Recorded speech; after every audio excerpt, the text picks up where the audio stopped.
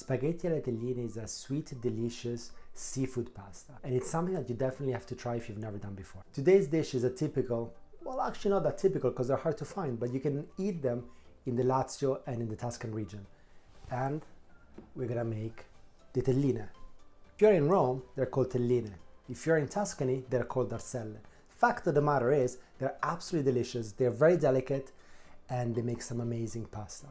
Now, they're a pain in the butt to collect. I used to do it when I was a kid. You basically have to have a rake with like a mesh bag underneath, and you carry that rake inside the sand, inside the water in the beach. And you pull it, and then you come out, and there you would have 5 or 6 of them. So you spend the whole morning doing it. But why is it worth it? Because they taste amazing.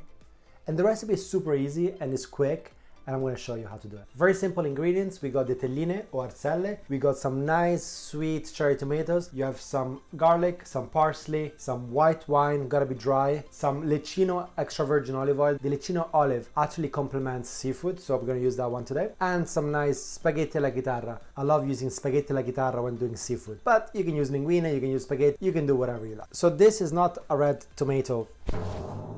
So this is not a red tomato sauce. Italian flag. But we're going to use some cherry tomatoes. And we're not going to use many. We're going to use 3 per person. You can leave them whole or you can peel them. I've decided today that I'm going to peel them. You just put a little cross like that. So we're going to do that for all our tomatoes. And 10 seconds. 1, 2, 3, 4, 5, 6, 7, 8, 9, 10. That's all you need. And after 10 seconds, the skin comes right off. There you go. For cooking the telline, it takes 2 minutes. So we're gonna squash 1 clove of garlic, goes in, our parsley, we do our usual, stems, they go in, they're gonna flavor the oil. We're gonna add some amazing leccino. No need to be shy here. Smell. All of this in the fire, medium. When the oil has reached the right temperature and you see it starting to bubble up, this go in.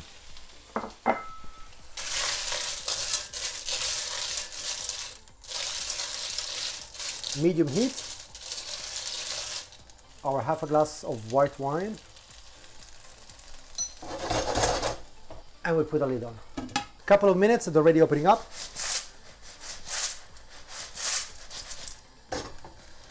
Look at this, they look amazing. You don't want to overcook them, so they're opening up. So we switch off the fire. We take them, put them aside. Can you hear the sound? This is the sound of happiness. And I really want to know in the comments of the video, have you guys eaten this before? Because if you haven't, you're in for a treat.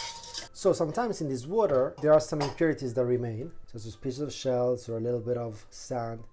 So what you do is that you drain it.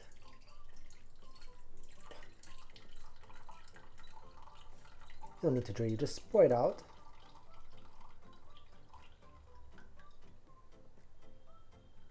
And then you stop. All this stuff, you just clean it off. Salt in the water, spaghetti alla chitarra, go in. Garlic in the pan, some more leccino extra virgin olive oil. Now we add the sauce that we made by cooking the arselle, and let's add the spaghetti.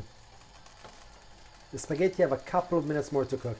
And by doing like this, they're going to absorb the juice from the arselle, and they're going to release all their starchy goodness. We're also going to add our cherry tomatoes and a little bit of fresh parsley. Ladle of cooking water, and we let it jump. And this is a little trick that I got taught by a chef in Rome. Just the smallest amount of lemon, that's all. That's all you need.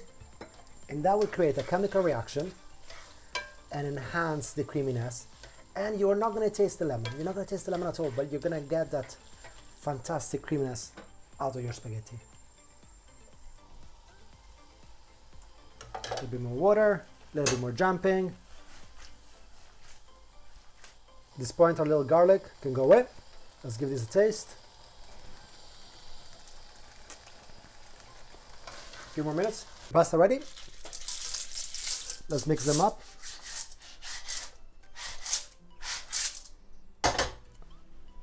How gorgeous does this look?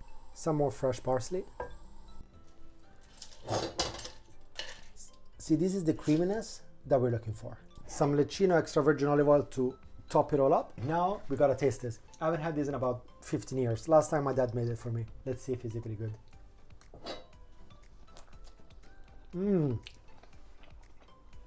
Dad, it's better. Listen, I hope you like this recipe. If you do, put a thumbs up. You can use the same recipe for making clams, vongole.